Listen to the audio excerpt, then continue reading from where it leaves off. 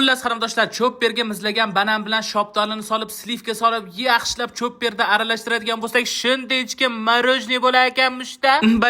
Bay. Endi esa biz buni o'xsharmikan-a? deb turib, birinchi bo'lib bir-biridan chiroyli bo'lgan bananlarni tozalashdan boshladim ishni. Qarindoshlar, men sizlarga bitta sirni ochaman. Bananni morosilkada muzlatishdan oldin birinchi bo'lib postidan archib shunaqa to'g'rab olinglar. Ato muzlagan bananni postidan tozalash shunaqangi qiyin bo'ladi.